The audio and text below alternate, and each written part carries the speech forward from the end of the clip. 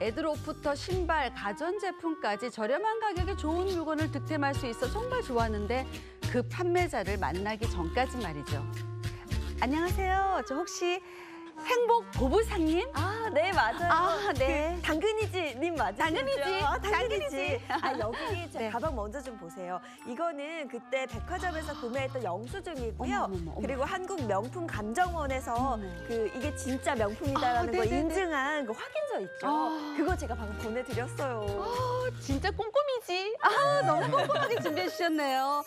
근데 왜 이렇게 싸게 내놓으셨어요? 저는 사실 이 가방 말고도 집에 가방이 좀 여러 개 있어요. 네. 그래서 잘난 척이 아니라 그냥 조금 네. 질리기도 하고 돈 조금 더 보태서 다른 거 새 거 사려고요. 정말 고마워요. 제가 잘 메고 다닐게요. 네. 지금 계좌로 잠깐만요. 입금했어요. 들어왔죠? 네네네. 급하게 결혼식장에 메고 갈 가방이 없던 전 중고거래 사이트에 저렴하게 올라온 명품 가방을 보게 됐습니다. 귀찮을 텐데도 이것저것 명품이란 것을 확인해주는 꼼꼼한 태도에 신뢰가 가서 결국 그 가방을 구매했죠. 문제는 가방을 구매한 며칠 뒤에 발생했습니다. 어머, 이게 뭐야? 실밥이 터졌네. 어머머, 세상에 천 조각들도 뜯어져 나오고. 내가 너무 험하게 했었나? 안 되겠다. 백화점에 수선 맡겨야겠다. 어서 오세요. 네. 뭐 가방 수선하시려고요? 네, 여기 실밥이 좀 뜯어지고 여기도 천도 좀 찢어져서 수선 좀 부탁할게요. 어디 보자. 이게 왜 찢어졌을까? 네, 가만있어 볼게요, 내가. 네. 가만 있자. 이게 짝퉁이네. 뭐 짝퉁을 가져오셨어. 무슨 말씀하시는 거예요? 그럴 리가 없어요. 제가 이거 백화점 구매 영수증 요것도 있고요. 명품 감정서 이거 다 받았어요. 있잖아요, 여기. 그래요? 네. 자, 다시 한번 보자. 네. 네. 아유, 잘 보세요, 빨리. 이게 내가 이게 보는 거 보면 네. 감 잡잖아요. 그러니까, 예. 이게 누이비 네. 똥 이렇게 써 있잖아. 똥이라고요? 예. 이게 니은이네, 이거는. 어머, 세상에 어떻게 이런 일이 오늘 웬일이야? 황당했던 전 판매자에게 다시 연락을 취해봤지만 탈퇴한 이용자라는 안내만 나올 뿐 더 이상 연락이 닿지 않았습니다. 한두 푼도 아니고 수백만 원 주고 산 제 명품 가방 이대로 사기를 당할 수밖에 없는 걸까요? 이거 요즘에 웬일이야. 중고 거래가 늘면서 특히나 중고 거래로 명품들 막 주고받고 하시는데 이러면서 이런 사기가 또 계속 일어나나 봐요. 네, 맞습니다. 저희 첫 번째 사례가 중고로 산 명품 알고 보니 가짜였어요라는 주제로 저희가 첫 번째 사례를 잡아봤는데 네. 이 이야기를 자세히 들어보면 이 주부 A 씨가 의류로부터 뭐 생활용품, 가구, 뭐 가전제품 할 거 없이 이런저런 걸로 이제 중고 거래를 이용을 했던 겁니다. 그래가지고 최근에 이 중고 거래 전문 애플리케이션을 통해서 네. 이른바 사치품이죠. 명품 가방을 하나 구입을 하게 됐는데 거기서 판매자가 제품 내외부 사진, 거기다 뭐 함께 백화점 구매 영수증, 거기 한국 명품 감정원의 명품 확인 소견서 이런 것까지 싹 다 파일로 첨부를 해서 전송을 해준 겁니다. 당연히 믿죠. 명품 확인 소견서가 있었으니까 당연히 믿을 수밖에 없죠. 진짜라는 걸. 그렇죠. A 씨도 아마 이렇게 꼼꼼한 자료에 속을 수밖에 없었을 것 같은데 이 꼼꼼한 이 판매자의 태도에 신뢰가 가서 결국 제품을 구매를 했어요. 문제는 뭐냐면 가방을 얼마 들지도 않았는데 옆으로 실밥 터졌고요. 어떡해. 조각들이 이렇게 조각조각 조그맣게 떨어져 나온 모양이에요. 아이고. 그래서 이건 아니다 싶어서 개인적으로 다시 감정을 받아보기 시작합니다.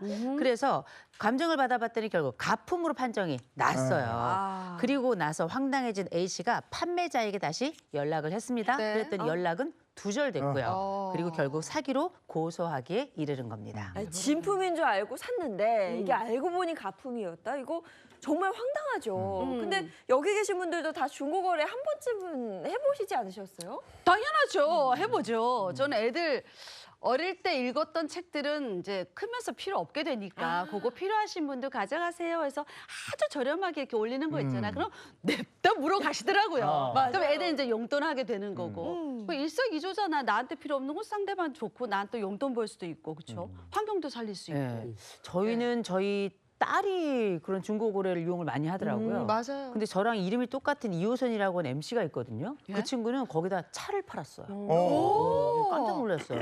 근데 대번에 팔린다 이런 얘기 하더라고요. 와. 그런데 옛날에는 중고거래 하면 다들 이제 안 하거나 아니면 그냥 다 숨어서 몰래 아니면 아는 사람들끼리 맞아. 이렇게 했었는데 요새는 뭐 그냥 새로 사면 되지 싶지만 요새 시선도 굉장히 좋아졌고요. 그렇죠. 더 나아가서 좋은 제품 딱 나오잖아요. 난리가 납니다. 눈치 싸움 하고요. 맞아. 서로 줄 대고요. 그리고 대기 막 걸어놓고 난리거든요. 그렇죠. 요새는 옛날하고 정말 분위기가 달라진 것 같습니다. 네. 저는 아무래도 이제 자동차 쪽 관련된 용품들을 많이 구입하거나 혹은 이제 캠핑 용품들을 많이 삽니다. 네. 캠핑 용품 아시겠지만 이제 중복 맞아. 투자를 해서 많이 사는 경우가 많죠. 많거든요. 네. 그런 것들이 이제 무료 나눔하시는 경우가 많은데 아. 그 경우에는 이제 손을 누가 먼저 드느냐가 핵심이었어요. 그래서 정말 득템을 해야 되는 상황이 돼서 그 중고 앱을 항상 좀 이렇게 들여다보는 그런 상황입니다. 그럼 차를 만약에 팔게 되면 핸들 빼고 팔 수도 있어요? 그러면 사기겠죠. 아니 근데 이렇게 지금 말씀처럼 잘 사면 득템인데 네. 못 사면 이게 또 애물 딴지고 맞아요. 정말 기분 나쁘고 막 이렇거든요. 네. 요즘에는 특히나 정품인지 가품인지에 대한 판단 이런 것도 그렇게 문제가 되는 모양이더라고요. 그렇죠. 중고거래가 사실 장점이 굉장히 많습니다. 네. 원하는 물건을 좀 싼 가격에 살 수 있잖아요. 경우에 따라서는 희귀 품목 같은 경우에는 중고가가 원래 샀던 가격보다 높은 경우도 존재해요. 그런데 지금 가장 대표적인 문제가 사실 정가품 분쟁이라고 볼 수 있습니다. 네. 내가 이것을 정품이라고 믿고 샀는데 가품인 경우 그래. 당연히 문제가 되겠죠. 실제로 이제 분쟁 건수만 보더라고요. 올해 1월부터 8월까지 중고거래 플랫폼 3사에서 정가품 분쟁 건수가 총 129건으로 나타났습니다. 꽤 높은 수치라고 평가할 수 있을 맞아. 것 같아요. 뿐만 아니라 결국 이 시장 자체가 굉장히 커지다 보니까요. 이 시장의 규모가 약 20조 원에 달한다는 얘기가 있습니다. 엄청나네. 이렇게 금액이 늘어나다 보니 맞아. 자연스럽게 사기와 관련된 그런 분쟁도 늘어나고 있습니다. 네. 지난해 발생한 중고거래 사기 피해액이 약 1,373억 원. 발생 건수만 해도 무려 7만 8천여 건에 달한다고 합니다. 엄청나네. 하여간 무슨 틈만 있으면 사기꾼들이 들어와가지고 사기를 쳐먹으니 말이에요. 네. 그러면 사기의 유형은 어떤 것들이 있는지 그것도 좀 알아봤으면 좋겠네요. 저희 처음에 이제 중고거래 막 활성화되기 시작할 때는 이런 게 있었어요. 뭐 A라는 물건을 보내기로 했는데 받아보니까 뭐 휴지 더미, B라는 물건 이런 엉뚱한 물건이 오거나 아니면은 보냈습니다라고 했는데 보내지 않는다라던가 맞아. 이제 이런 게 있었는데 그 말씀하신 것처럼 이 사기꾼들이 점점 더 교묘해지고 있어요. 그래서 이른바 중고거래 제3자 사기 수법이라는 게 있다고 합니다. 진짜 이거 보니까 거의 봉이 김선달이에요. 얼마나 교묘한지 제가 한번 말씀을 드려볼 테니까는 이런 거에 절대 속지를 않으셨으면 좋겠어요. 네. 일단은 상품권 거래가 있었는데 상품권. 판매자가 상품권을 팝니다라고 이제 올려요. 네. 그러면 이 사기꾼이 판매자한테 제가 살게요라고 연락을 합니다. 맞아요. 그러면은 이 판매자로부터 이 상품에 대한 정보랑 그 계좌를 수령을 하는 거예요. 아. 그리고 이 사기꾼이 곧바로 자기가 그 상품을 파는 것처럼 중고거래 사이트에 판매 상품을 업로드를 해요. 그러면 어떤 A라는 구매자가 나는 이거 사고 싶다라고 해서 그 사기꾼한테 연락을 하는 겁니다. 그러면 이 사기꾼은 다시 판매자한테 땡땡 씨한테 입금될 거예요라고 판매자한테 얘기를 하는 거예요. 그래서 입금이 되면 이 물건을 판매자는 돈을 받았으니까 이 사기꾼한테 그 상품권의 바코드를 주는 겁니다. 그리고 나서 이 구매자는 저한테 이제 바코드 주세요.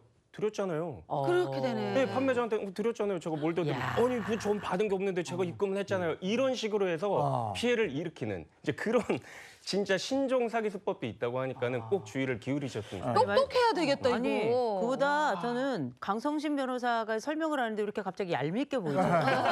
본인이 그렇게 한 것처럼? 그러니까 말씀을 들어보니까 이게 뭐 제주는 곰이 부리고 돈은 이 사기꾼이 가져가 맞아요. 이런 형태인데 아니 근데 이게 도대체 사기꾼들이 왜 이렇게 많고 왜 이렇게 지들 멋대로 이렇게 세상을 활보하고 다니는 거예요, 이거? 그러게 말입니다. 근데 왜 이렇게 자꾸 반복되고 있느냐 이 부분에 대해서 사실 처벌이 너무 약하지 있지 않냐 이런 지적을 할 수밖에 없는 것 같아요. 이 사기죄로 처벌이 가능한 부분 맞습니다. 내가 가품을 진품처럼 속여 판다거나 아니면 중고거래에서 내가 원래 팔려고자 했던 사고자 했던 물품의 품질보다 낮은 걸 보내면 사기죄 성립은 하는데 문제는 처벌 수준에 있어요. 이게 초범이고 나에게는 굉장히 큰 돈이지만 결국 전체적인 규모로 보자면은 소액이라고 평가를 받다 보니까 뭐 결국 처벌이 돼봐야 집행유예 나오거나 벌금형에 그치는 경우 많거든요. 그렇다 보니 계속해서 이런 사기가 반복이 되고 있습니다. 해당 사연의 경우에는 의도적으로 모조품, 이 가품을 진짜인 것처럼 속여 판 정황들이 있잖아요. 뭐 백화점 뭐 구매 영수증도 그렇고. 이럴 때는 사기죄로 처벌받을 수 있는 거 아닙니까? 네, 당연히 받을 수가 있습니다. 네. 그뿐만 아니라 이 사람은 위조를 했잖아요. 감정서나 영수증 같은 맞아요. 거를 만약에 네. 위조를 했다라고 하면 뭐 문서 변조죄의 처벌도 추가로 이제 인정이 될 수 있을 것 같고, 다만 이런 경우는 있을 수 있을 것 같아요. 그 중고 거래가 제가 중고 물품을 처음으로 샀습니다. 근데 그 물품을 다시 팔 수도 있거든요. 네. 그럼 저는 누군가로부터 피해를 받았을 수도 있어요. 진짜 저는 진짜인 줄 알고 있었던 맞아, 거예요. 맞아. 그래서 전 판매자로부터 영수증 같은 거나 어떤 감정서 같은 걸 받아서 네네네. 나는 진짜로 이게 진품인 줄 알았다라고 맞아요. 해서 제3자한테 팔 경우 사실 저한테 책임을 묻긴 조금 어려워 보이겠죠. 적어도 사기죄 죄책은 지지 않을 수가 있습니다. 다만 이 사연 같이 좀 너무나도 많은 명백한 그래. 증거들이 있을 경우에는 당연히 사기죄로 의율이 가능할 것으로 맞아. 보입니다. 사실 요즘 영수증이나 뭐 진품 확인서 같은 부분을 챙기면서 꼼꼼하게 살펴보고 중고거래하시는 분들 많아요. 네. 저도 실제로 얼마 전에 이제 아이가 다 컸으니까 유모차 판매를 하려고 올렸는데 구매 영수증을 요구하시더라고요. 너무 오래돼서 없죠, 근데. 그렇죠. 그래서 제가 영수증은 없고 사진 꼼꼼히 찍어서 보여드리고 결국 팔았는데 문제는요. 이제 영수증이나 이런 진품 확인서만도 믿을 수 없습니다. 실제 있었던 사례예요. 지난해 9월에 있었던 일인데 요즘 명품 시계 구하기도 굉장히 어렵거든요. 맞아요. 이 시계를 중고 거래로 사게 된 겁니다. 가격은 무려 1,500만 원이었어요. 당연히 이렇게 고가의 물건을 거래하게 될 때는 이거 진품인지 정품 감정서 같은 부분 요구할 거 아니에요. 당연하죠. 그런데 이 사기꾼이 얼마나 철두철미했냐면요. 실제로 한두 달 전에 이 진품 시계를 구입을 한 겁니다. 그래서 거기서 정품 감정서를 갖고 있었잖아요. 갖고 있고. 그렇죠. 그런데 이 정품 감정서를 가품의 시계와 함께 묶어서 중고거래 사이트에 올려서 대박. 판매를 한 거죠. 그럼 사실 이거 구입하는 입장에서는 믿을 수밖에 없었잖아요. 당연하죠. 이런 일들이 반복됐습니다. 이 가해자는 이 외에도 정품을 가장해서 뭐 시계, 가방 이런 것들을 반복해서 팔았는데 죄질이 매우 좋지 못하다고 보여서 결국 징역 1년 6개월 실형이 선고되었고 벌금 100만 원 선고받았습니다. 이게 실형까지 선고된 건 다행이지만 그러면 중고거래한 그 대금이나 혹은 피해금 이거 받을 수 있는 걸까요?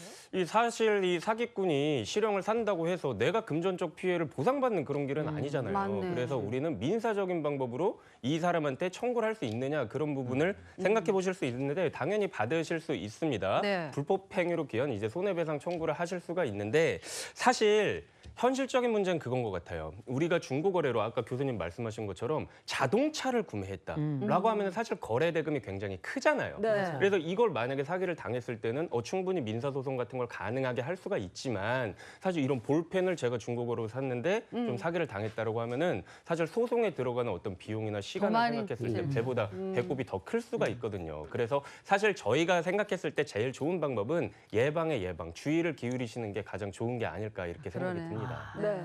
이게 사기를 안 당하는 게 가장 중요하긴 한데 그래도 이게 살다 보면 모르는 거잖아요. 맞아요. 그러면 이제 어떤 부분을 주로 조심해야 될까요? 그렇죠. 이게 안 당하면 좋겠지만 사실 너무 교묘하기 때문에 피하기 어려운 거는 사실입니다. 그럼에도 불구하고 조금의 좀 팁을 드려보자면요. 먼저 직거래가 가장 안전하기는 해요. 직거래. 하지만 중고거래 플랫폼에서도요. 뭐 안전한 장소, 공공장소에서 직거래하세요 이런 알람이 뜰 정도로 또 안전에 대한 그런 문제점이 지적될 수 있기 때문에 직거래가 바람직하지만 못하는 경우 충분히 발생할 수 있죠. 그럴 때는 경찰청에서 개발한 앱 사이버 컵 이용해 보시는 게 좋은데요. 그러니까 이 판매자의 어떤 정보, 이름이나 전화번호 같은 부분을 입력하면 사기 이력이 있는지 이런 부분들이 조회가 가능해서 이런 부분도 한 번 더 검색을 해보시는 게 좋고, 그리고 안전결제 플랫폼을 이용하는 것도 한 방안입니다. 이 안전결제 플랫폼이라고 하면 일정 부분 수수료를 내야 되지만 내가 바로 판매자에게 돈을 지급하는 게 아니라요. 이 안전결제 플랫폼에서 잠시 보관을 하고 있다가 물건을 잘 받았다고 하면은 이제 그때 판매자에게 지불을 하는 그런 시스템이거든요. 물론 수수료 부담은 있지만 조금 더 안전할 수 있다. 그렇기 때문에 이런 부분들을 좀 한번 시도해 보시는 게 안전한 거래를 위해 필요할 것 같습니다. 네. 아, 이 삶의 지뢰밭이에요. 정말 이 사기꾼들 도처에서 암약을 하고 있습니다. 우리 변호사님들도 이런 사기꾼들은 변호 안 해줬으면 좋겠어요.